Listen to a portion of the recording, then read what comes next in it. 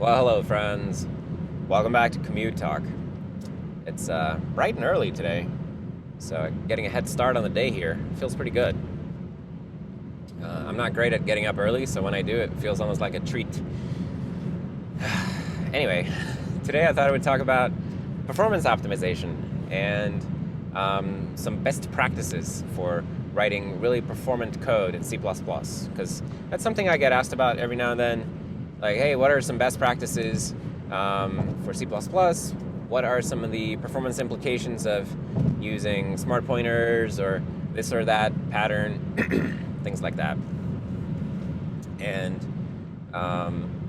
like many programmers, I too have been on a long journey to discover how to write performant code. And I've also been fortunate enough to work together with some really, really excellent performance engineers on iOS and macOS. So I can share with you some of what I've learned. So the absolute best practice for programming and getting performance, really no matter what language you're using, is to measure the thing that you want to go fast and then to profile it to figure out what it's doing. And I think that there's this big misunderstanding about performance, that if you just use this or that pattern, or if you just structure your code in this way, then you'll get performance, or if you just avoid this or that language construct, you'll get performance. And people like to talk about the performance of exceptions, or the performance of smart pointers, or the performance of reference counting versus garbage collection, and so on. And those are all things that we can measure, and in my opinion, until you measured something, it's irrelevant. And spending any amount of time on optimizing something that you haven't measured is honestly really silly, because even if you make it go faster, you don't even know how much faster you made it go. You don't know. You have to measure it to know. So that's the bread and butter of performance work, is measurement. And really, I guess it comes in sort of a 5-step structure, where the first thing you want to do if you have a performance problem is you want to reduce it so that you have a reduced test case that showcases your performance pathology or performance problem, whatever you want to optimize, right? And once you have a reduction, then you want to measure your reduction and see, okay, so how slow is it, right? And then you have a number. If you can reproduce that number by running the thing, then you'll be able to measure your improvements against that and see just how much improvement, and then you can use that to sort of gauge, is this amount of complexity worth this amount of improvement, and so on. Measurement is the second thing. And then the third thing is profiling. So once you have a reduction and you've measured it, now you got to profile it and figure out where is the time being spent, right? And a profiler will tell you where to focus your efforts when you're working with a performance problem, because 90% of the time is usually spent in 10% of the code, or it's even more skewed. And at least in unoptimized programs, maybe in a totally unoptimized program with a hot loop, it's more like 99% of the time is spent in 1% of the code. And a profiler will help you find that code. Because as it turns out, programmers, we might think that we have a good intuition about what's slow in a program, but we very often don't. And we very often end up wasting a lot of time on optimizing things that are not running a lot, and worrying about things that don't really matter in the grand scheme of things. And a profiler, it's like a tool that allows you to see the grand scheme of things. And it's like an unbiased view onto your program's performance. And I mean, the only bias of a profiler is really the test case that you use. So you have your pathology, you have the reduction of it, and you have it loaded in a profiler, so you can see, okay, so the time is being spent in these 3 functions. And that allows you to go and think about, what is it that I can do to those 3 functions? And so the fourth thing out of 5 is to try to figure out if there's something that you can avoid doing entirely. So the absolute best performance optimization is to do less stuff. Nothing even comes close, because you can't compete with doing nothing, right, when it comes to speed. And likewise, when it comes to memory performance, you can't beat 0 allocations in terms of memory usage. So when you know the stuff that's hot, or if you're doing memory profiling, then if you know the thing that's big, figure out if you can just not have that thing. Maybe your thing could be structured differently so that you can avoid that entirely. Very often that's the case. Very often, especially when you look at an unoptimized program, it turns out that you are setting up a whole bunch of data structures for some mix of different scenarios, and you only need to handle one specific scenario, and then you could avoid all of that initialization and allocation and stuff. And just getting rid of that can be a big help, especially when it comes to startup times of apps. And if you're not able to get rid of something entirely, then the fallback is usually to make it lazily initialized, so that you don't initialize or allocate something until the first time it's used.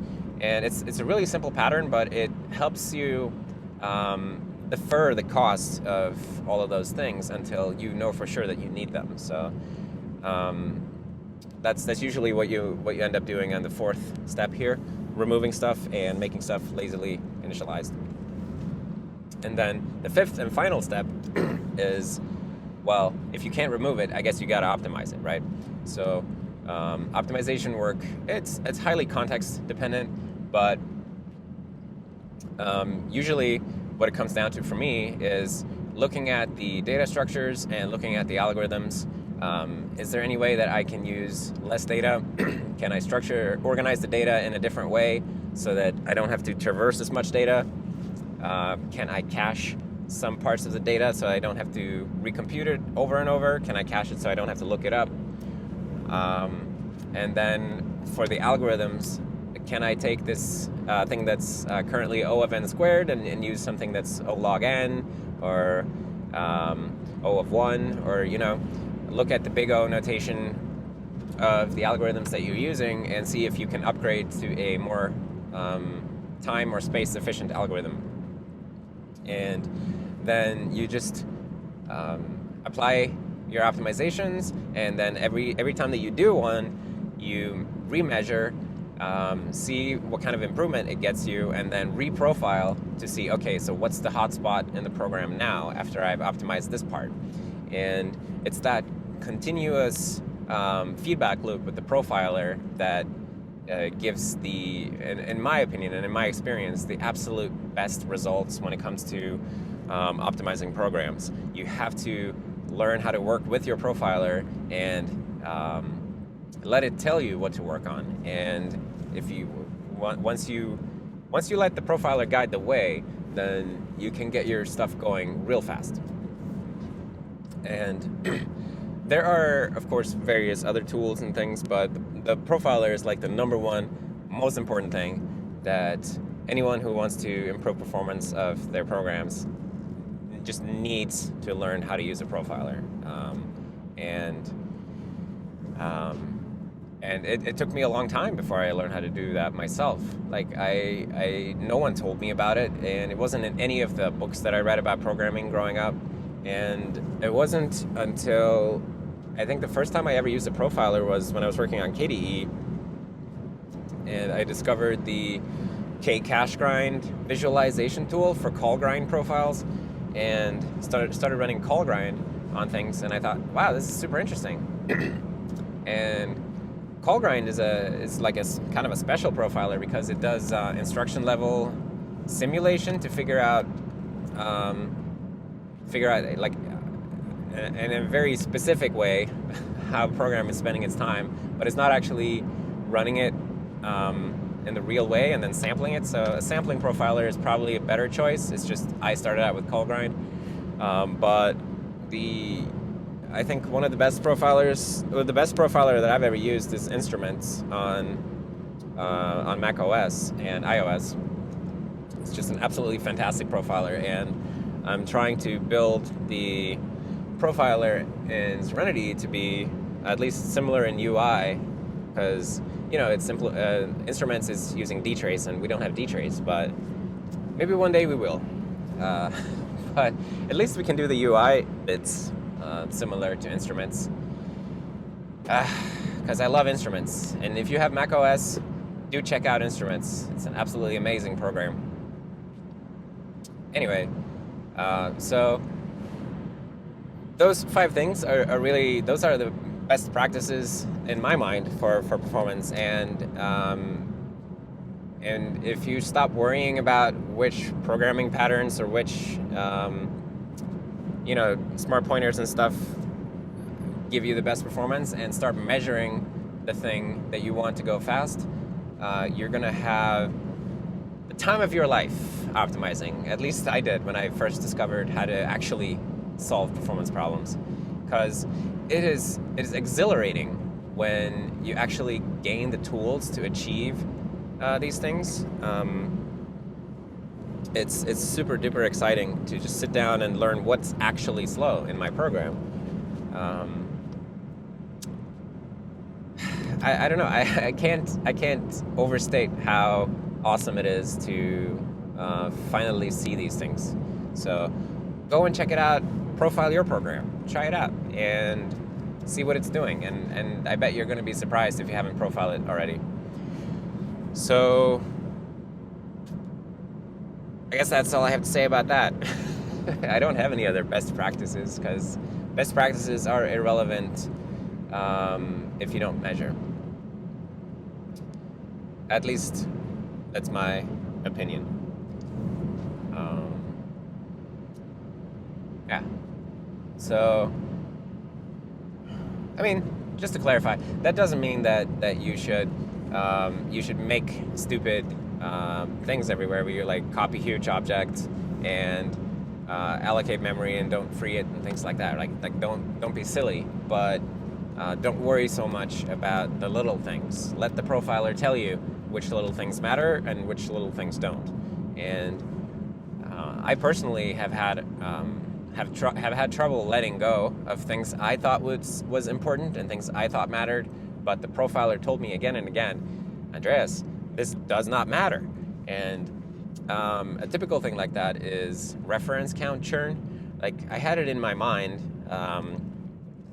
that incrementing and decrementing reference counts is like just this thing that needs to be optimized away as much as possible because it matters so much. And again and again and again, profiles have told me that this does not matter. It's not significant compared to any of these other things that I could spend my time on optimizing. And yet I spent all this time thinking about, well, can we use move semantics to avoid incrementing and decrementing the reference count when we're passing a reference pointer to a function, if the calling function gives up the ownership and you know, that type of stuff. And if you just +1, -1 the ref count and accept that you did that, and it's not the end of the world, and you can focus on other things, and your program is not that much slower, just profile it, figure out what's actually slow. That's where I am right now. So I only recently gave up on this thing, to be honest, like a year ago or something like that. And I probably have some stupid ideas right now that I think I'm doing for performance that I need to expose. And I'm actually glad that Serenity has some profiling capabilities now so that I can validate my assumptions instead of cling to them. Super duper important. Always validate your assumptions instead of clinging to them. Yeah. So anyway, that's what I had to talk about today, and I'm almost arriving at work now in this beautiful morning light. So I'm just gonna say thank you for hanging out with me on the commute, and wish everybody a super duper productive day at work or at home or outside or wherever you are. And I'll see you next time. Bye.